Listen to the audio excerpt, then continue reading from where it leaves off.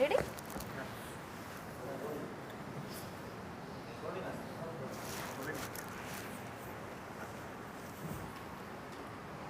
Hi అండి, అందరికీ నమస్కారం. అక్టోబర్ 6న సిద్ధార్థ్ చిన్నగా వారి మనందరి ముందుకు రాబోతున్నారు. అంటే జనరల్లీ అంటుంటాం కదా, ఒక యుద్ధం గెలిచిన తర్వాత ఇంటికి వస్తే ఏం చేస్తాం చెప్పండి, మనం హారతి ఇచ్చి వెల్కమ్ చేస్తూ ఉంటాం. ఆల్రెడీ యుద్ధం గెలిచేసి వచ్చినట్టే అయిందనమాట. ఎందుకంటే అటు తమిళ, కన్నడ, మలయాళ ఇండస్ట్రీలో సూపర్ డూపర్ టాక్ దక్కించుకొని మన తెలుగు, మన ఇంటికి మన సిద్ధార్థ్ వచ్చాడు అనిపిస్తుంది అనమాట చిన్నగా. సో ఎస్, ఎన్నో ఎమోషన్స్తో, ఎన్నో థ్రిల్లింగ్ ఎలిమెంట్స్తో, ఒక మంచి మెసేజ్తో ఈ చిత్రం అందరినీ ఆకట్టుకోవడం జరిగింది.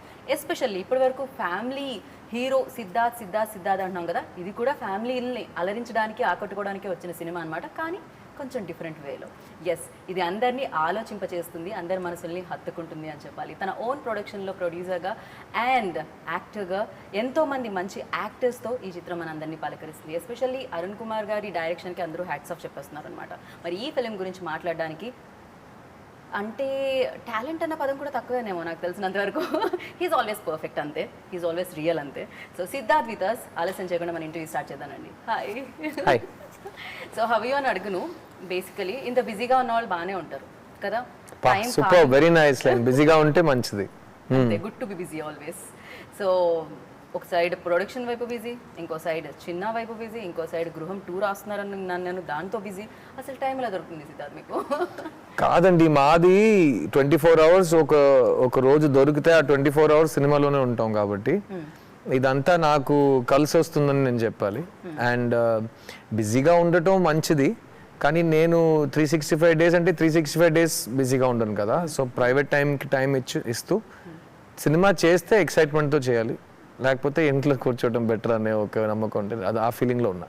సో ఇంట్లో కూర్చుంటే స్క్రిప్ట్ రాయాలి అంతే కదా. నేను మ్యూజిక్ వింటుంటాను, నా కుక్క పిల్లలతో నేను ఆడుకుంటాను, మా అమ్మ భోజనం తింటాను. నార్మల్ లైఫ్లో ఉన్న ప్లెజర్స్ చాలా మంచి ప్లెజర్స్ ఉన్నాయి.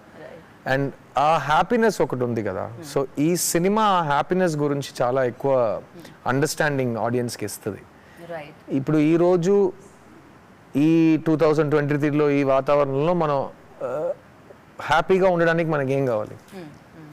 ఆ ప్రశ్నానికి సమాధానం చాలా డేంజరస్ సమాధానాలు వస్తున్నాయి. డబ్బు ఉంటే సరిపోతుంది అంటున్నారు కొంతమంది, లేకపోతే ఒక అమ్మాయి కానీ ఒక అబ్బాయి లవ్ చేస్తే సరిపోతుంది అంటున్నారు. సక్సెస్ ఒక పదం వాడుతున్నారు. అందరికీ మనం నచ్చాలి అని ఒకటి వ్యాలిడేషన్ చెప్తున్నారు. ఈ సినిమాలో ఒక చిన్నాన ఒక పాప ఉన్నారు, వాళ్ళని వెళ్ళి పడుకోబెట్టి మీరు కలలు కనండి అని చెప్పి మీరు వచ్చేయండి.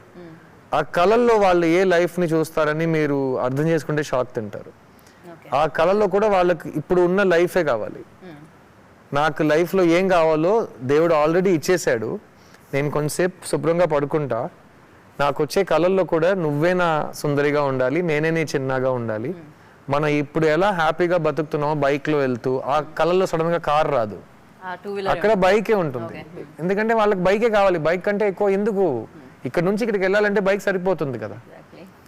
సో ఆ డ్రీమ్లో సడన్లీ వారు కలర్ చొక్కా వేసుకోరు, కూలింగ్ గ్లాస్ వేసుకోరు, ఎందుకంటే రియల్ లైఫ్లో వాళ్ళకి అది అవసరం అనిపించలేదు. ఆ డ్రీమ్లో వాళ్ళు సడన్గా ఒక పెద్ద మంచం మీద ఏసీ వేసుకుని పడుకోరు. ఆ డ్రీమ్ మీద కూడా వాళ్ళు జమీన్ మీద ఒక చిన్న షీట్ వేసుకుని దాని మీద ఒక దుప్పటి వేసి వాళ్ళు పిల్లో వేసుకుని పడుకుంటారు. సో నేను ఎందుకు ఇది చెప్తానంటే, హ్యాపీనెస్ అనేది మన లోపల ఉంది. ఆ లోపల ఉన్న హ్యాపీనెస్ని మనం అలా జాగ్రత్తగా పట్టుకుని ఎంజాయ్ చేయాలి. సో వీళ్ళిద్దరు జంట అలా ఉంటుంది. సో జనరల్లీ అంటూ ఉంటాం కదా, డ్రీమ్స్ రియల్ అయితే బాగుంటుందని, కానీ వీళ్ళు రియాలిటీనే డ్రీమ్లో కంటున్నారు అంతేనా? ఈ డ్రీమ్స్ రియాలిటీ గురించి మా కళా తపస్వి కె విశ్వనాథ్ గారు ఆయన సినిమాల్లో ఆల్రెడీ ఒక విషయం చేసేశారు. రియాలిటీకి డ్రీమ్స్కి మధ్యలో ఒక ప్రపంచం ఉంది. కె విశ్వనాథ్ గారు ప్రతి సినిమా ఆ ప్రపంచంలోనే ఉంటుంది. సో ఆయన కళ్ళల్లో రియాలిటీ ఉంటుంది, ఆయన రియాలిటీలో డ్రీమ్ లైక్ బ్యూటీ ఉంటుంది. సో ఆయన్ని చూసి నేర్చుకున్న ఒక విషయం అది. అండ్ ఒక మగాడు కానీ ఒక ఆడదాని కానీ వాళ్ళు ఒక విషయాన్ని వెవ్వేరు పాయింట్ ఆఫ్ వ్యూస్లో చూస్తారు. ఇప్పుడు ఇంటర్వ్యూ జరుగుతుంది, మీరు ఇంటర్వ్యూ స్థాయి నుంచి ఒకవైపు చూస్తారంటే నేను ఇంటర్వ్యూ ఈ స్థాయి నుంచి చూస్తాను. కానీ మనం ఒక అమ్మాయి ఈ సిచ్యువేషన్ని చూస్తున్న విధానం, ఒక అబ్బాయి చూస్తున్న విధానం, there is a difference. So Arun Kumar సినిమాలో ప్రతి సీన్లో వేవేరు క్యారెక్టర్స్ వేవేరుగా రియాక్ట్ అవ్వటం మీరు ఈ సినిమాలో చూస్తారు. అందరూ ఒకేలా ఒక గుంపుగా నుంచుని అరవరు. ప్రతి ఇండివిజువల్కి ఒక ఆలోచన ఉంది, ప్రతి ఇండివిజువల్కి ఒక బ్యాక్ స్టోరీ ఉంది. ఇతని హీరో కాబట్టి ఇతని మీద వెళ్దాం అనేది సినిమా కాదు. ఒక ఊరు ఉంది, ఆ ఊర్లో ఇలాంటి మనుషులు బతుకుతున్నారు, అందులో ఇలాంటి ఒక ఫ్యామిలీ, అందులో ఇలాంటి ఒక పాప. సో ఇదంతా సెట్ చేసి కెమెరాని మెల్లగా దాని మీద ప్యాన్ చేస్తున్నాడు డైరెక్టర్. సో ఆ మొత్తం ఆ సృష్టించడం మొత్తం ఒక రైటర్ కానీ ఒక డైరెక్టర్ కానీ క్రియేట్ చేసి సినిమాని దాటి రియల్గా ఒక లైఫ్ లోపలికి వెళ్తాం. ఈరోజు రియాలిటీ టీవీ అని వింటున్నారు, ఆ రియాలిటీ టీవీలో రియాలిటీ తప్ప అన్నీ ఉంటుంది. సో ఇది రియాలిటీ అంటే ఇది రియాలిటీ. ఇందులో రియాలిటీ తప్ప మీకు అబద్ధాలు కానీ కన్వీనియంట్గా ఒక సీన్ ఇక్కడ నుంచి అక్కడ వెళ్ళటం అదంతా జరగదు.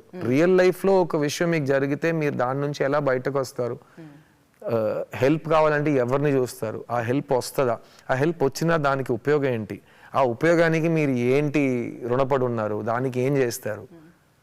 సో ఇవన్నీ సినిమాలో డిస్కస్ చేయబడిన విషయాలు. సో నేను ఇలా చెప్తూనే ఉంటే ఒక రైటర్గా ఆయన ఒక 20-30 ఇంపార్టెంట్ బర్నింగ్ ఇష్యూస్ని ఈ సినిమాలో టచ్ చేశారు. కానీ ఏది చూడు నేను చేస్తున్నానని ఒక ఆబ్వియస్గా ఉండకుండా సరదాగా ఒక ఎక్స్పీరియన్స్లా ఈ సినిమా ఉంటుంది. సో అన్ని సమపాళల్లో ఉంటాయి అన్నమాట. ఈ సినిమా అదే ఆయన సినిమా చూసిన తర్వాత నేను ఇది చూస్తున్నాను కదా, 1 డే తర్వాత చూసిన వ్యక్తి 1 డే తర్వాత ఫోన్ చేసి ఒకటి మాట్లాడుతున్నారు, తర్వాత 2 డేస్ తర్వాత 3 డేస్ తర్వాత వాళ్ళు చెప్పే ఒకే మాట సినిమా మైండ్ నుంచి వెళ్ళట్లేదండి అంటున్నారు. ఎందుకంటే అది సినిమా కాదు. మైండ్ నుంచి వెళ్ళట్లేదంటే అది సినిమా కాదు, అది రియాలిటీ. దానికి ఒక ప్యాకేజింగ్ సినిమా కానీ ఆ సినిమా వల్ల మీకు నిద్రపోవట్లేదు, ఆ సినిమాలో జరిగే రియాలిటీ వల్ల మీకు నిద్రపోతుంది. సో అది ఈ సినిమా చేస్తుంది. ఇది ఒక పాజిటివ్ అండ్ హోప్ఫుల్ సినిమా అండి, కానీ ఇది డిస్టర్బ్ చేస్తుంది. Disturbance is not good. కొన్నిసార్లు ఆలోచింప చేయడం వెరీ గుడ్, కానీ ఆలోచింప కూడా డిస్టర్బెన్స్ అనే ఒక మాట నేను వాడాలి, హాంట్ చేస్తుంది. ఎందుకంటే అది మన లైఫ్లో ఎలా అయిందంటే ఒక విషయాన్ని, ఇప్పుడు భగత్ సింగ్ ఒకటి అన్నారు కదా, జో లోగ్ కమ్ సున్తే ఉన్కో ధమాకే కి జరూరత్ హోతీ హై. నీకు వినిపించట్లేదంటే నేను బాంబే పేలాలి అని భగత్ సింగ్ చెప్పారు. సో అలాంటప్పుడు రియాలిటీ గురించి మాట్లాడుతున్నప్పుడు నువ్వు డిస్టర్బ్ అవ్వట్లేదు, ఒక సమాజంగా నువ్వు డిస్టర్బ్ అవ్వట్లేదు, నీకు సెన్సిటివిటీ పోయింది. సో నిన్ను డిస్టర్బ్ చేసే అంతా ఇందులో రియాలిటీ ఉంది, ఓకే. కానీ నువ్వు రేపు ఒక సిచ్యువేషన్ ఎలా హ్యాండిల్ చేస్తావు అని నీకు నమ్మకం ఇచ్చే విధానంలో ఇది ఒక హోప్ఫుల్ సినిమా. సో ఆ హోప్ మీకు ఇంటికి పంపించడానికి ఫస్ట్ మిమ్మల్ని డిస్టర్బ్ చేయటం చాలా చాలా ఇంపార్టెంట్. సో ఈ సినిమా మిమ్మల్ని పట్టుకుని షేక్ చేస్తుంది, కానీ మీ మైండ్లో ఆ హోప్ని పెట్టి మిమ్మల్ని ఇంటికి పంపిస్తుంది. Okay, wow. సో ఇంతకుముందు ప్రీవియస్ ఆన్సర్లో మీరు చెప్పారు, ఒకటి హెల్ప్, ఇంకోటి రుణపడడం, ఈ రెండు. సో ఈ చిత్రం మీకు ఎలా హెల్ప్ అయిందని అనుకుంటున్నారు? ఈ చిత్రానికి మీరు ఎంత రుణపడి ఉన్నారు అనుకుంటున్నారు? నేను సినిమాకి వచ్చే ముందు ఒకటి అన్నానండి, నువ్వు ఎంతసేపు సినిమాలో ఉంటావు అని ఎవరు అడిగారు. అప్పుడు సమాధానం చెప్పాను.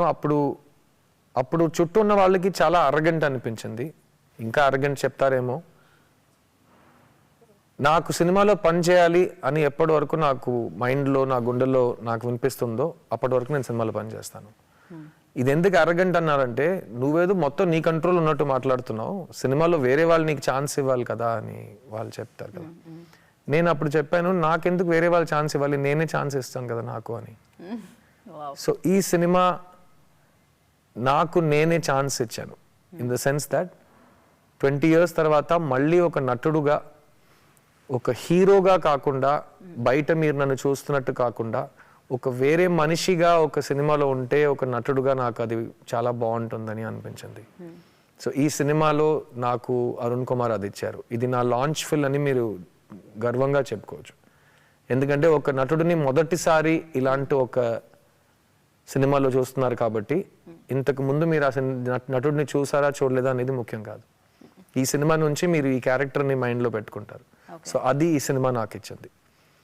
తర్వాత నేను ఆల్రెడీ చెప్పినట్టు రిలీజ్కి ముందు మణిరత్నం గారికి, కమల్ హాసన్ గారికి సినిమా చూపించే ధైర్యం ఈ సినిమా నాకు ఇచ్చింది.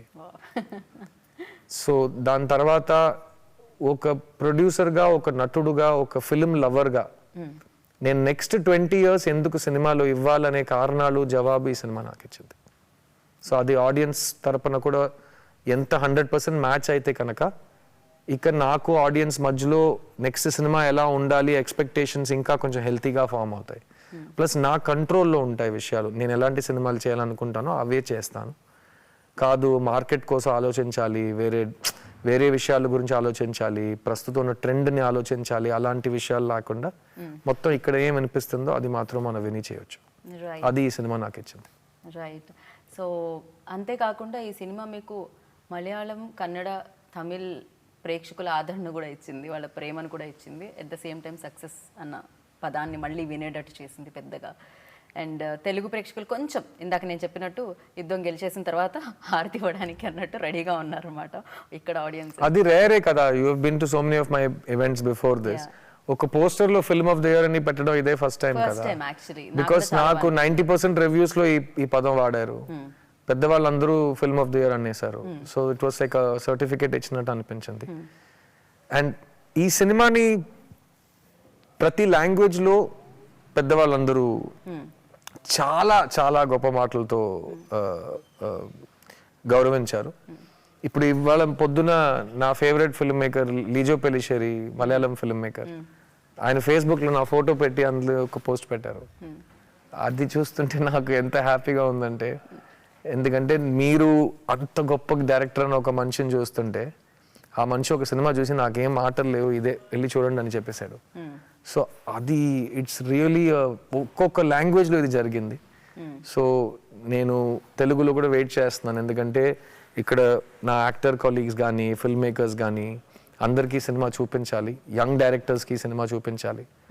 ఎందుకంటే as a producer, as an actor మనం ఇలాంటి స్క్రిప్ట్స్ని కూడా సపోర్ట్ చేయొచ్చు, చేస్తే మంచి రిటర్న్స్ ఉన్నాయి అని వాళ్ళకు నమ్మకం వస్తుంది. ప్రొడ్యూసర్గా మీరు చాలా హ్యాపీగా ఉన్నారు కదా. నేను చాలా హ్యాపీ. ముందే ప్రాఫిట్ కాదు, అది ఎలాగో మా సిస్టంలో before release profit is part of our, లేకపోతే మేము సినిమా తీయలేము. ఎందుకంటే సొంత డబ్బులతో తీస్తుంటే ఎంతసేపు మీరు డెఫిసిట్ లో అంత సినిమా రిలీజ్ చేయలేరు. బట్ ఈ సినిమా విషయానికి వస్తే నేను ఇందాక ఏ సినిమాలో చూడని ఒక విషయం ఈ సినిమా లాస్ట్ 10 years లో చూడని విషయం జరుగుతుంది.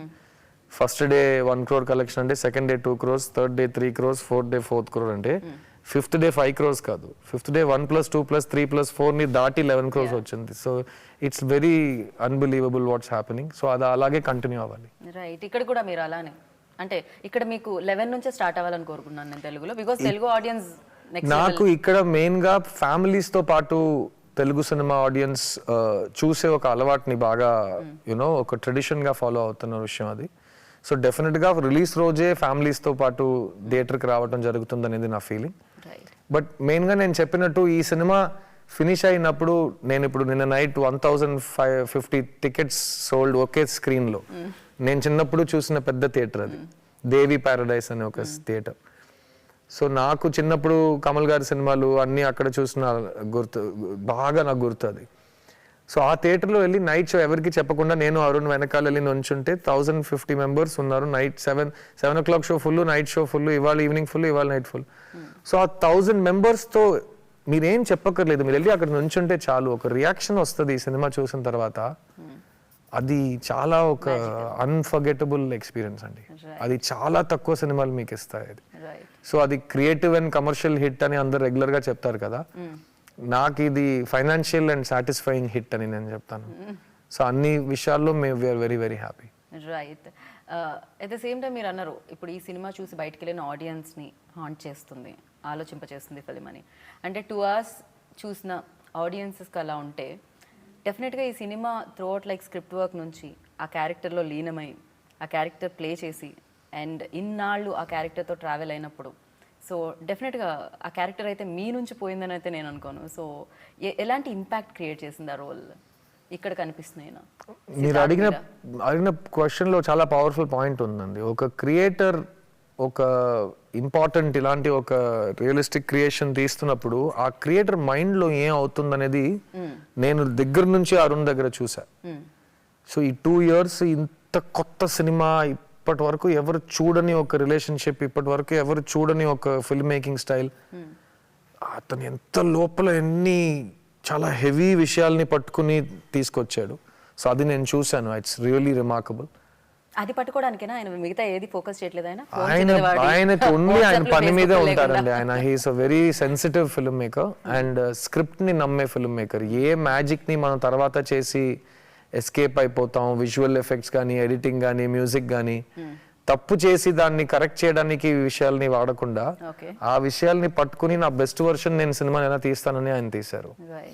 సో నా పాయింట్ ఆఫ్ వ్యూలో వస్తే నేను అస్సలు మొహమాట లేకుండా చెప్పే విషయం ఏంటంటే, నేను ఈ సినిమా చూస్తున్నప్పుడు నాకు నేను కనిపించట్లేదు.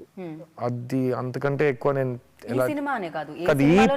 ఈ సినిమాలో ప్రత్యేకంగా నాకు ఈ ఈశ్వర్ క్యారెక్టర్ లో 100% ఈశ్వరే కనిపించాడు. సో అది రావటానికి చాలా హార్డ్ వర్క్ చేసాం. యాక్టింగ్ పరంగా, లుక్ పరంగా అదంతా ఓకే. కానీ నాకు చాలా పెద్ద కాంప్లిమెంట్ ఏంటంటే, ఇంతమంది న్యూ కమర్స్తో నేను సెపరేట్గా కనిపించకుండా వాళ్ళతో మర్జ్ అయ్యానని ఒక కాంప్లిమెంట్ మణిరత్నం గారి దగ్గర నుంచి. సో అది నేను చాలా మందికి ఇది అర్థం కావట్లేదు. యాక్చువల్గా ఒక యాక్టర్కి ఎందుకు న్యూ కమర్గా ఉండటం ఇష్టం అనేది వాళ్ళకి అర్థం కావట్లేదు. అది కొంచెంసేపు వాళ్ళు ఆలోచిస్తే వాళ్ళకి అర్థమవుతుంది. యాక్టర్ పని ఏంటి? ఇది నేను కాదు, వేరే వాళ్ళ వేషం వేసుకొని ప్రిటెండ్ చేయటం యాక్టింగ్. అందులో నువ్వు ప్రిటెండ్ చేస్తున్నావు అని ఎవరైనా చెప్తే నేను దొరికిపోతాను, నువ్వు ఇంకా సిద్ధార్థ్ గానే ఉన్నావు అంటే దొరికిపోతాను, ఎవడు బాబు నువ్వు అని అడిగితే నేను గెలిచా. సో ఈ సినిమాలో ఆ మూడోది జరిగింది. ఎస్పెషల్లీ నాకు తెలిసి చాలా హై ఎమోషన్స్ కూడా ఉన్నాయి అనిపించింది.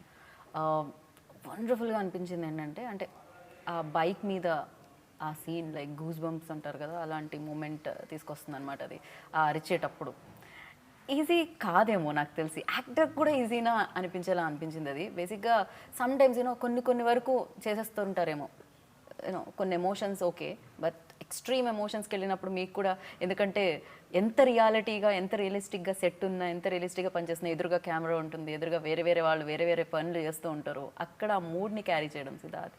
ఎస్పెషల్లీ దట్ ఎమోషన్ చూసినప్పుడు, మీకు స్క్రీన్ మీద చూసినప్పుడు, ట్రైలర్లో చూసినప్పుడు, వాట్ వాజ్ యువర్ లైక్, ఏమనిపించింది ఆ టైంలో? ఒక సీన్, ఎమోషనల్ సీన్ మీరు ప్లే చేస్తున్నప్పుడు ఆ సీన్ లో క్యారెక్టర్ ఎందుకు ఎమోషన్ అవుతున్నాడని మీరు ప్రాపర్ గా అర్థం చేయడానికి ట్రై చేస్తారు కదా. ఈ సినిమాలో ఆ ప్రాసెస్ చాలా ఎక్కువ జరిగిందండి. ఇతను ఎందుకు ఇలా ఉన్నాడు. సో మెయిన్ గా ఈశ్వర్ గురించి ఒక్క ముక్కలో చెప్పాలంటే చాలా మంచోడు. సో ఒక అంత మంచితనం ఉన్న ఒక మనిషిని మీరు ఫస్ట్ హాఫ్ అన్ అవర్ చూస్తే, అతనికి బాధ కలుగుతున్నప్పుడు అతనికి ఏడుపు వస్తే మీకు ఏడుపు వస్తుంది. అది గుడ్ రైటింగ్ కి. సో ఈ సీన్స్ మీరు చెప్తున్న ఈ సీన్స్ తప్ప చాలా ఉన్నాయి ఈ సినిమాలో. అది పాప సీన్స్, 3 సీన్స్ తన పర్ఫార్మెన్స్ ఉంటుంది.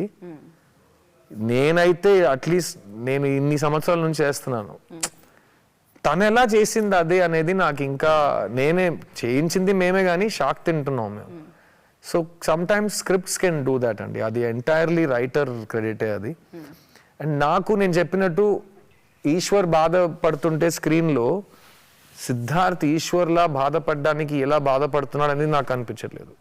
నాకు ఈశ్వరే కనిపిస్తున్నాడు. సో అయితే ఆ పర్ఫార్మెన్స్ మీటర్ కానీ అన్ని డైరెక్టర్స్ డిసైడ్ చేస్తారండి. Actor is a vessel. ఇలా చేయండి ఇలా చేస్తాం, ఇలా చేయదు ఇలా చేయండి అలా చేస్తాం. కానీ ఇమీడియట్ గానే అయిందా మీకు ఈశ్వర్ గా మారడానికి? ఇది ఈ సినిమా నేను 2 months వర్క్ షాప్ చేశానండి. 60 days of acting work shop for this film. So నా ఫ్రెండ్ ఇంకో సినిమా ప్రొడ్యూసర్ ఆయన కలిసి, నీకు యాక్టింగ్ టీచింగ్ ఎందుకు, నువ్వు 20 సంవత్సరాల నుంచి చేస్తున్నావు. అది ఆయన పొగడుతూ అడగలేదు, సిగ్గులేదా అన్నట్టు అడిగారు. నీకెందుకు యాక్టింగ్ క్లాసు, నువ్వు బాగానే చేస్తున్నావు కదా అని. అది యాక్టింగ్ క్లాస్ కాదండి, ఎలా యాక్ట్ చేయాలో కాదు, ఇంకో మనిషిగా ఎలా మారడానికి ఒక క్లాస్ పడింది. ఎందుకంటే ఈ మనిషిని అరుణ్ రాశాడు. ఫస్ట్ ఒక పాత బైక్ మీద సైడ్ క్యారేజ్ బాక్స్ ఉంటుంది చూడండి, ఆ తర్వాత ఇక్కడ మనం మాప్ చేస్తాం కదా, దాని వెనకాల పెట్టుకుని షాపింగ్ నుంచి ఒక పాపతో బైక్ లో వస్తున్నాడు అని స్టార్ట్ చేశాడు. సో అందులో ఒక లైఫ్ ఉంది కదా. సో అది నేను కాదు, అది అతని లైఫ్ అది. So that's what he created అండి. ఈ సినిమాలో నాది మాత్రం కాదు, ఈ సినిమాలో నేను తప్ప every single actor is a newcomer. So అలా ఉన్నప్పుడు ఒక సినిమాలో 15 న్యూ యాక్టర్స్ ఆర్ లాంచింగ్ అన్నప్పుడు నాకు ఎలా ఉంటుందని ఆలోచించండి. సో ఈ సినిమాలో మీకు 15 హీరో హీరోయిన్స్ ఇంట్రడ్యూస్ చేస్తే ఎలా ఉంటుందో ఆ ఫీలింగ్ వస్తుంది ఈ సినిమా. అండ్ పాప అసలు బ్రిలియంట్ యాక్టర్ అనిపించింది. అండ్ ఎస్పెషల్లీ నిమిషా ఒక ఎక్స్ప్రెషన్ ఉంటుంది, అది ఏం పెద్ద డైలాగ్ కూడా కాదు. సినిమాలో అనేది సినిమాలో నిమిషా పర్ఫార్మెన్స్ చూసి అదే చెప్తున్నాను కదా, పెద్ద పెద్ద జాంబవాన్లో వచ్చి ఒక ఆర్టిస్ట్ గురించి సెలెక్ట్ చేస్తే మా సెలెక్షన్ గురించి పొగడుతుంటే, ఈ సినిమా కాస్టింగ్ విషయానికి వస్తున్నప్పుడు ఫస్ట్ హీరోయిన్ అని పాత్ర పేరు రాసి అరుణ్ ఒక యాక్ట్రెస్ పేరు రాశాడు, నేను ఒక యాక్ట్రెస్ పేరు రాశాను, ఇలా చూపించుకున్నాం, ఇద్దరిది సేమ్ నేమ్. సో ఏ రోజు సినిమా స్క్రిప్ట్ ఫినిష్ అయిందో ఆ రోజు ఈ సినిమాలో నిమిషా సజ్జన్ హీరోయిన్ గా చేయాలి. నిమిషా సజ్జన్ ఎవరంటే ఇప్పుడు ఓటీటీ తర్వాత అందరూ అన్ని లాంగ్వేజ్ సినిమాలు చూస్తున్నారు కదా, గ్రేట్ ఇండియన్ కిచెన్, నాయట్ ఇలాంటి ఎక్స్ట్రాడినరీ ఫిల్మ్స్ లాస్ట్ 5 years పనిచేస్తుంది, కానీ ఈ 4-5 years లో బెస్ట్ ఫిల్మ్స్ ఆల్రెడీ 5 చేసింది. సో తనతో పనిచేస్తున్నప్పుడు ఎలా ఉందంటే నాకైతే భయం, ఎందుకంటే ఈ అమ్మాయి ప్రతి బాల్కి 6 కొడుతుంది, ఈ అమ్మాయి ముందు మనం కొంచెం లూజ్ అయినా అంటే ఇంటికి పంపించేస్తారు, ఆ టైప్లో పర్ఫార్మర్ తను. అండ్ తను అది ఏదో అండి ఏమి చేయకుండా అలా మిమ్మల్ని చూస్తుంటే ఆ అమ్మాయి కథలు చెప్తుంటుంది, ఒక్క మాట కూడా చెప్పకుండా. అది ఎలా చేస్తారో తెలియట్లేదు కొన్ని యాక్టర్స్, జస్ట్ ఐస్ మ్యాజిక్ తో చేస్తారు. అండ్ ఈ సినిమా తర్వాత అదే చెప్పాను కదా, నిమిషా సజ్జన్ కి తెలుగు సినిమా ప్రేక్షకులకి న్యూ ఫేసే, కానీ మలయాళంలో ఒక 15 సినిమాలు చేసి ఉంటుంది, కానీ ఈ సినిమాలో ఈ క్యారెక్టర్లో మీరు ఇంకెవరిని చూడలేరు, ఆ టైప్లో పర్ఫామ్ చేసింది. అండ్ నిమిషా సజ్జన్ చేయటం నాకు పెద్ద సర్ప్రైజ్ లేదు, ఎందుకంటే నువ్వు గ్రేట్ యాక్టర్ కాబట్టి మేము తీసుకొచ్చాం. మిగతా వాళ్ళందరూ ఈ సినిమాలో గ్రేట్ యాక్టర్స్ గా ప్రూవ్ చేస్తున్నారు అనేది చాలా రిలీఫ్ గా ఉంది, అట్ ద సేమ్ టైం గర్వంగా కూడా ఉంది. రైట్. అండ్ అరుణ్, అంటే మనం ఈ సినిమా గురించి ఇంత మాట్లాడుకున్నాం, ఇంతలా ప్రేక్షకులు దాని గురించి మాట్లాడుతున్నారంటే దానికి కారణం డెఫినెట్గా యూనో ఈ స్క్రిప్ట్ని, ఈ సినిమాని ఇంత బాగా తీసుకుని వచ్చి ప్రజెంట్ చేసి అందించిన వాళ్ళు. అండ్ చిన్న చిన్న పాయింట్స్ కూడా వెరీ డీటెయిల్డ్గా చెప్పడం అనేది చాలా రేర్గా జరుగుతుంటుంది. అంటే మనం ఒకటి అయిపోగానే ఇంకో దాంట్లోకి వెళ్ళిపోతూ ఉంటాం. జనరల్లీ రియల్ లైఫ్లో కూడా అదే స్టార్ట్ చేసాం, కొన్ని మనం మిస్ అవుతున్నాం, ఏదైతే ఇంపార్టెంట్ థింగ్స్ ఉంటాయో వాటిని. దీంట్లో అలా కాదు, ఆ స్మాల్ చిన్న హ్యాపీనెసెస్ దీంట్లో ఉన్నాయి, అండ్ చిన్న ఎమోషన్స్ దీంట్లో ఉన్నాయి. అండ్ అది మేబీ నెరేట్ చేసేటప్పుడు అది కొంచెం కష్టంగా ఉన్నా, బట్ విజువలైజ్ చేసినప్పుడు చాలా అమేజింగ్గా ఉంది. ఫస్ట్ స్క్రిప్ట్ వర్క్లోనే మీరు దాన్ని నమ్మడం జరిగిందా? ఫస్ట్ స్క్రిప్ట్ ఫినిష్ అవ్వగానే నాకు ఒక విషయం క్లీన్ గా అనిపించిందండి, ఇది ఈజీ ఫిల్మ్ కాదు, చాలా డిఫికల్ట్ ఫిల్మ్. ఎందుకంటే ఈ ఎంటైర్ ఫిల్మ్ లో ఒక్క వర్డ్ మీరు ఎక్కడ ఉపయోగించలేరు, రెగ్యులర్.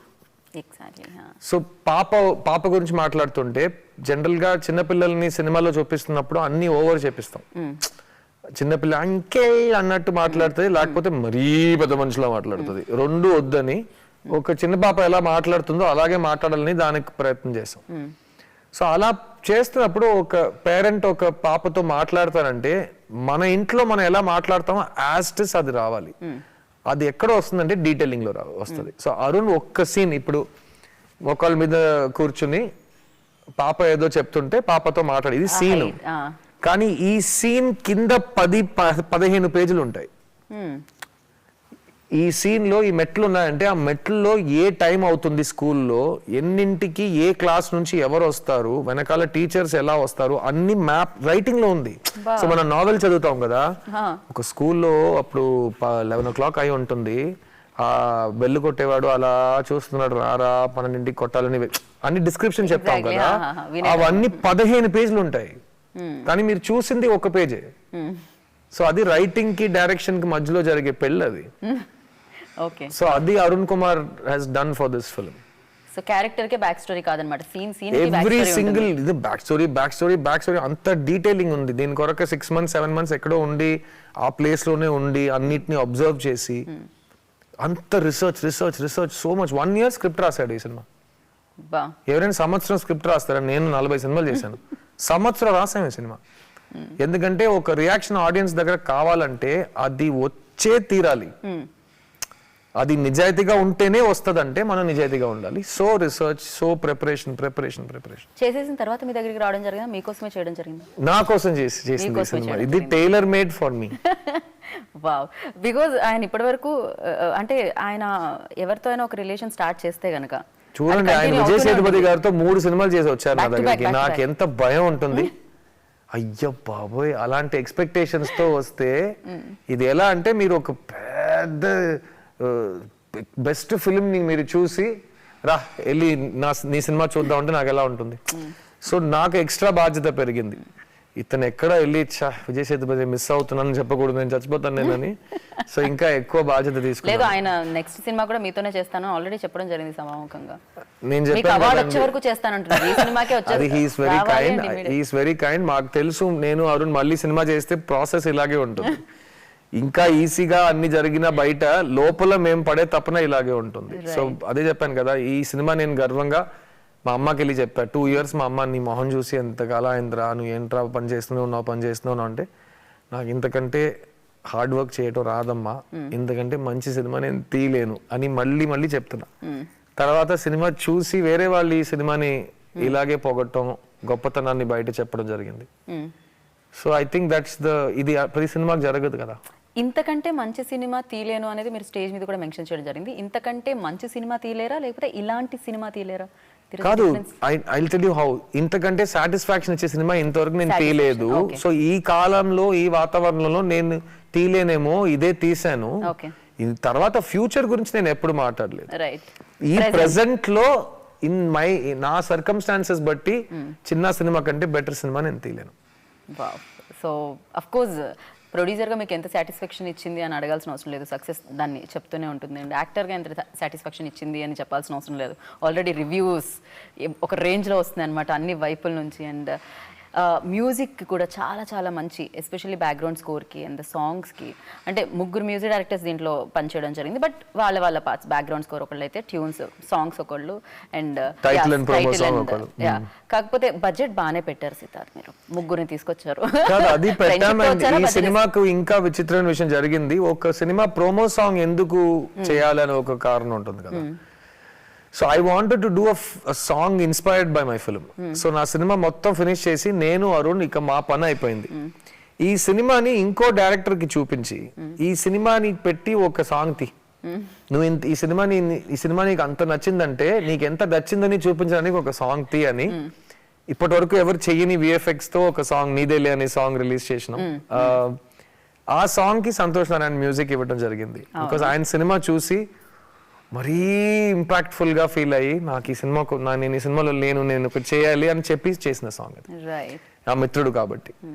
తర్వాత నా జిల్జంగ్ జగ్ సినిమా డైరెక్ట్ చేసిన ధీరజ్ వైద్య ఈ సినిమాని చూసి 3 రోజులు ఎవరితో మాట్లాడకుండా ఫుల్ ఆ ఇంపాక్ట్ లో వెళ్ళిపోయి, తర్వాత నేను ఈ సినిమా కోసం ఒకటి చేయాలని అడిగినప్పుడు అరుణ్ ఇట్స్ వెరీ గ్రేట్, ఒక డైరెక్టర్ ఈగో వదిలేసి సరే నా సినిమాలో ఒక వీడియో నువ్వు షూట్ చేయని ఇవ్వటం it's a very big thing. And ఎందుకంటే ఇట్స్ కమింగ్ ఫ్రమ్ లవ్, వాళ్ళు అంత ప్రేమించి ఒక సినిమా కోసం చేస్తున్నారు కాబట్టి. ఆ మ్యూజిక్ వీడియో నాకు ఎంత నచ్చిందంటే, ఆ సినిమాలో టైటిల్ సాంగ్ అది, బట్ విజువల్స్ ప్రోమోలో మాత్రమే వస్తాయి. సో ప్రోమోస్ కి మాత్రమే ఒక అన్రియల్ ఇంజిన్ యూజ్ చేసి విఎఫ్ఎక్స్ చేసి యూకేలో ఒక విఎఫ్ఎక్స్ కంపెనీతో కూడా పనిచేసి అలా చేసినాం. సో క్వాలిటీ వైజ్ ఎక్కడ ఏది తగ్గకూడదు. సో సినిమానే తీసుకొచ్చింది కూడా చాలా మందిని అయితే. కదే అలా చేస్తేనే మీరు రిలీజ్ రోజు ఫిల్మ్ ఆఫ్ ద ఇయర్ అని పెట్టొచ్చు, లేకపోతే ఈ ఇంత పెద్ద ఆనర్ ఎవరు మీకు ఇవ్వరు కదా. ఎగ్జాక్ట్లీ. ఇంత పెద్ద అంటే ఇంత అప్రిసియేషన్, ఇంత సక్సెస్ విన్న తర్వాత కూడా తెలుగుకి తీసుకొచ్చే టైంలో ఒక స్టేజ్ మీద మీరు ఎమోషనల్ అవ్వడం జరిగింది. సో సిద్ధార్థ్ ఎప్పుడు అలా చూడలేదు. సిద్ధార్థ్ ఫ్యాన్స్ అందరూ లైక్ ఏంటి అని మైట్ బి మీరు చూస్తున్నావు. So for you to say Siddharth ని ఇలా చూడలేదంటే, ఇలాంటి కాంప్లిమెంట్స్ నా సినిమా చూసి ఎవరైనా చెప్తే ఇంకా బాగుంటుంది. ఇలాంటి సిద్ధార్థ్ ని నేను ఇంకా చూడలేదని సినిమా చూసి చెప్తే ఓ నటుడికి అది గౌరవం ఇచ్చినట్టు. ఒక హీరో స్టేజ్ ఎక్కి ఫస్ట్ టైం ఇలా అయ్యాడంటే అది నేను అలా చేస్తానని ఎక్స్పెక్ట్ చేయలేదు. ఐ థింక్ మీరు ఇచ్చిన బిల్డప్, ఆ వీడియో చూపించి ఏదేదో చేసి నన్ను అలా చేసేసారు. మొత్తం మీరే చేశారు. పక్కన లిటరలీ స్టేజ్ పక్కకి అక్కడ మాట్లాడుతుంటే పక్కన నా కళ్ళ నుంచి కూడా నీళ్ళు వస్తూ ఉండే. బికాజ్ అంటే డెఫినెట్గా మిమ్మల్ని ఇష్టపడే వాళ్ళు, ఆ 2 years నుంచి మీ జర్నీ తెలిసిన వాళ్ళు, చూసిన వాళ్ళు, ట్రావెల్ అయిన వాళ్ళకి అది కొంచెం మీరు ఎమోషనల్ అయినా డెఫినెట్గా దాని ఇంపాక్ట్ అనేది చాలా చాలా ఉంటుంది సిద్ధార్థ్. సో ఏంటది ఓన్లీ ఆ జర్నీ చూసిన తర్వాతే వచ్చిందా, లేకపోతే ఇంకా ఏవైనా లోపల? కాదండి, I think last 2 months has been very hectic అండి. ఎందుకంటే ఇది నేను ఎప్పుడు మా అమ్మకి చెప్తుంటా, ఈ సినిమా వాళ్ళు ఎలా పనిచేస్తారా, ఇలా సినిమా నాకు అర్థం కావట్లేదు, ఇలా పనిచేస్తారంటే అసలు అమ్మ ఇది మనం పిల్లలు పుడతారు కదా అదే ప్రాసెస్ సినిమా అంటే. ఎండ్లో డెలివరీ పెయిన్ ఉంటుంది, ముందే సిజేరియన్ చేద్దామని 10 మంది అంటారు, తర్వాత చేస్తే బిడ్డకి ప్రాబ్లం అంటారు, తర్వాత ఏం లేదు చూద్దాం ఇంకా గ్యాప్ వస్తుంది కదా డైలేషన్ లో, తర్వాత చూసుకుందాం, తర్వాత అలా చాలా మంది చాలా విషయాలు చెప్తుంటారు. కానీ ఆ బిడ్డకి ఏం కావాలి, ఆ బిడ్డ రేపు ఎలా ఉంటది, ఆ బిడ్డ గురించి వేరే వాళ్ళు ఎలా మాట్లాడతారు అని కన్నవాళ్ళు నేను అరుణ్ రోజు తపన పడుతుంటాం, ఆలోచిస్తుంటాం. సో అవన్నీ మైండ్ లో ఏదో ఒక maybe I was vulnerable, I don't know, but అది ఒక హ్యాపీ మూమెంట్ లో వచ్చింది because it came from seeing. ఇప్పుడు నా సినిమా గురించి మణిరత్నం గారు ఏం చెప్పారని మీరు స్టేజ్ లో చూపిస్తుంటే నాకు చిన్న ఎమోషన్ వచ్చింది. ఈ సినిమా ఎందుకు లాస్ట్ వీక్ రిలీజ్ అవ్వలేదు అని చిన్న ఆలోచన వచ్చింది. మళ్ళీ స్టేజ్ ఎక్కే లోపల ఓవర్క్ టేక్ చేసింది. No problem. అంటే ఎమోషనల్ అవ్వడం అనేది నిజంగా అంటే ఒక మనిషి యొక్క రియాలిటీ అనేది బయటకు తీసుకొస్తుంది అంటారు కదా. డెఫినెట్గా మనకి సంతోషం వచ్చినా బాధ వచ్చినా కళ్ళ ద్వారా తెలుస్తూ ఉంటుంది. ఆనంద బాష్పాలు కూడా అవసరమే అప్పుడప్పుడు. అండ్ ఆల్సో అండి నేను తెలుగు నేర్చుకుంటున్న టైం నుంచి నాకు గుర్తు, నేను చాలా సినిమాలు చూసి విషయాలు నేర్చుకుంటూనే ఉంటాను నేను.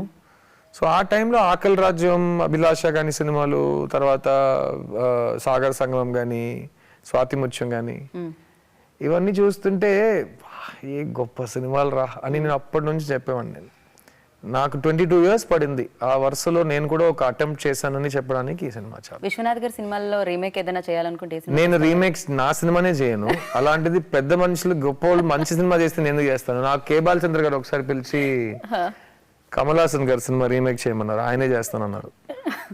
సో నేను ఆయన కాల్ పట్టుకుని, సార్ నేను మీ సినిమాలు రీమేక్ చేయను, ఆయన సినిమాలు డెఫినెట్ గా రీమేక్ చేయను, మీరిద్దరు కలిసి చేసిన సినిమా ఈ జన్మలో రీమేక్ అటెంప్ట్ చేయను అన్నాను. ఎందుకు అంత రిస్క్ తీసుకుని? సో రీమేక్స్ అంత ఫ్రెష్ గానే ట్రై చేద్దాం.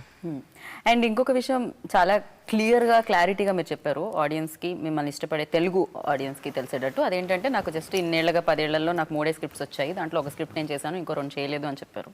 సో 3 స్క్రిప్ట్ సిద్ధార్థ్కి వచ్చాయా అని చాలా మంది షాక్ అయ్యారనమాట. కాదు, ఎందుకంటే చాలా మంది నా మీద చెప్తున్నారండి, ఏదో నేను కావాలని రాను. అదే ఇలాంటి విషయాలు మనం క్లియర్ చేయకపోతే రాదు కదా. మంచిది అది మీరు అలా చెప్పానంటే మంచిది, గుడ్, అది నిజమే. అది కాకపోతే మీరు ఈ సినిమా తర్వాత తెలుగు నుంచి కూడా చాలా మంది స్క్రిప్ట్స్ తీసుకొని రావాలి. ఇక్కడ నేను మళ్ళీ చెప్తున్నానండి, ఈ సినిమాలో సక్సెస్ ఫెయిలియర్ అని మీరు ఏ మాటతో మాట్లాడినా, గుడ్ బ్యాడ్ అగ్లీ మీరు ఏం చెప్పినా మొత్తం నా మీదే ఉంది. నేను ఒక డైరెక్టర్, మా ఇద్దరి మీదే ఉంది. వేరే ప్రొడ్యూసర్ వచ్చి నాకు కథ చెప్పలేదు, నేను వేరే దారి లేక ఒక డైరెక్టర్ని అక్సెప్ట్ చేసుకోలేదు. అన్ని సొంతంగా నిర్ణయించి ఒక సినిమా తీసాం. ఈ సినిమా రేపు తెలుగులో రిలీజ్ అవబోతుంది. ఈ సినిమా బాగుందా బాలేదా అని ఫస్ట్ ఒక రిపోర్ట్ వస్తుంది సినిమా పరంగా. ఆ రిపోర్ట్ నాకు ఆల్రెడీ తెలుసు, ఎందుకంటే నేను ఆల్రెడీ 10 లక్షల మందితో సినిమా చూసేసాను. ఇంకోది ఈ సినిమా హిట్ అవుతుందా లేదా అనేది మనం వెయిట్ చేసి చూడాలి. నా దృష్టిలో ఈ సినిమా హిట్ అవుతుంది. ఈ సినిమా హిట్ అయితే కనుక నేను సిద్ధార్థ్ ఇస్ బ్యాక్ అని చెప్పక్కర్లేదు, ఎందుకంటే ఈ సినిమా ప్రొడ్యూసర్ నా ఫ్రెండ్ నేనే. సో ఈ సినిమా బాగుంది, ఇలాంటి సిద్ధార్థ్ని మేము చూడడానికి ఇష్టపడుతున్నాం అని మీరు అనుకుంటే నేను ఎవరి గురించి వెయిట్ చేయక్కర్లేదు. నేనే డబ్బులు పెట్టి, నేనే సినిమాలు తీసి, నేనే ప్రాణం పోసి, నేనే మీ దగ్గరికి తీసుకొస్తాను. సో అది ఈసారి క్లియర్ అయిపోతుంది. మళ్ళీ ఇంకో స్టేజ్ ఎక్కి మళ్ళీ మాట్లాడక్కర్లేదు. సో మీరు నమ్మిన దాన్ని ఏషియన్ సునీల్ గారు కూడా నమ్మారు. సో అందుకనే తెలుగులో ఆయన రిలీజ్ చేయడం కాదు, ఆయన నాకు ఇచ్చిన కాన్ఫిడెన్స్, ఈ సినిమా మీరు వదిలేసి చూడండి సార్ ఏం జరగబోతుందని మాత్రం మీరు చూడండి అన్నారు. సరే sir, you are the expert, చూసుకోండి అంతే. బికాస్ అంత ఫెయిత్ చూపించారు ఆయన సినిమా మీద, నా మీద, అరుణ్ మీద. And as a distributor, cinema తీయటం వేరు, సినిమా రిలీజ్ చేయటం వేరు. రెండు వెవ్వేరు మెంటల్ స్పేసెస్, రెండు వెవ్వేరు స్కిల్ సెట్స్. ఇప్పుడు నాకు డిస్ట్రిబ్యూషన్ రాదు, నేను డిస్ట్రిబ్యూటర్ కాదు. నాకు 10 సంవత్సరాల నుంచి ప్రొడక్షన్ చేస్తున్నాను, 22 సంవత్సరాల నుంచి అసిస్టెంట్ డైరెక్టర్ గా పనిచేస్తున్నాను, అందులో 20 సంవత్సరాల నుంచి యాక్టర్ గా పనిచేస్తున్నాను. సో నాకు ప్రొడక్షన్ వచ్చు. సో నేను కరెక్ట్ గా ఒక సినిమా తీసేస్తే ఆయన మిగతాన్ని ఆయన చూసుకుంటారు. బికాజ్ ఇదే నాకు వేరే భాషల్లో ఇదే జరిగింది. బిగ్గెస్ట్ డిస్ట్రిబ్యూటర్ సినిమా తీసుకుని ఇదే అన్నారు, నీ పని అయిపోయింది, మేము చూసుకుంటాం. అది చాలు నాకు. సో ఇంకా అంతే, మీరు వెయిట్ చేయండి. డెఫినెట్గా అంటే ఎమోషన్స్ ప్రతి దగ్గర అవే, రిలేషన్స్ ప్రతి దగ్గర అదే డెఫినెట్గా. సో తమిళ ఆడియన్స్కి నచ్చింది, కన్నడ ఆడియన్స్కి నచ్చింది, మలయాళం ఆడియన్స్కి నచ్చింది, అంటే తెలుగు ఆడియన్స్కి అది ఇంకా బాగా నచ్చుతుంది. And at the same time ఈశ్వర్గా మీరు ఎంత కష్టపడ్డారో ఆ సినిమా కోసం, సిద్ధార్థ్ కూడా ఆల్వేస్ కష్టం. మాకు ఎప్పుడు అనిపించలేదు మీరు వేరే అక్కడ నుంచి వచ్చారు ఇక్కడ నుంచి వచ్చారు. నాకు ఆల్వేస్ తెలుగు హీరోలాగే అనిపిస్తారు. మీరు ఇక్కడ నుంచి వచ్చారు అనిపిస్తుంది ఇక్కడ మాట్లాడుతుంటే. మీరు వెళ్ళి కన్నడలో మాట్లాడితే అక్కడ హీరోనే అనిపిస్తుంది వాళ్ళకి. అంత ఓన్ మీరు చేసుకుంటారు, ఆ లాంగ్వేజ్నైనా, ఆ పరిస్థితులనైనా, పరిసరాలనైనా కూడా. సో అలానే మీ సినిమాల్ని కూడా అన్ని ప్లేసెస్లో ఓన్ చేసుకుంటున్నారు. సో ఇలానే కాకపోతే గ్యాప్స్ ఇవ్వకుండా బ్యాక్ టు బ్యాక్ మీరు ప్రొడ్యూస్ చేస్తారా, ప్రొడ్యూసర్ సినిమా తీసుకొస్తే చేస్తారో తెలియదు కానీ సినిమాలు మాత్రం ఆడియన్స్ దగ్గరికి మీరు తీసుకొని రావాలని కోరుకుంటున్నాను. And thank you so much waiting for October 6th and all the very best. Thank you. So విన్నారు కదా, చిన్న అంటే ఇది క్యారెక్టర్ ఏమో బట్ చిన్న సౌండ్ చేస్తుంది కదా, ఇది చాలా పెద్ద సౌండ్ చేసింది అనమాట. ఇది చిన్న సినిమా కదా, ఇది చాలా పెద్ద సినిమా. ఎందుకంటే చాలామంది ఆడియన్స్ దీన్ని ఆల్రెడీ సక్సెస్తో ఆశీర్వదించిన సినిమా అనమాట. తెలుగు ప్రేక్షకుల కోసం October 6th మనకి తెలిసిన, మనం ఇష్టపడిన, మనం ప్రేమించిన మన సిద్ధార్థ్ చిన్నగా వస్తున్నారు. అండ్ మీరు కూడా బిగ్గెస్ట్ సక్సెస్ అందిస్తారని మనస్ఫూర్తిగా కోరుకుంటున్నాను. This is Geetha Bhagat signing off. Take care. ఎలా? How? What one mistake you should make? No అబ్బో ஒரு பிசர் கூட இல்ல. అమేజింగ్ యార్, అమేజింగ్. నీ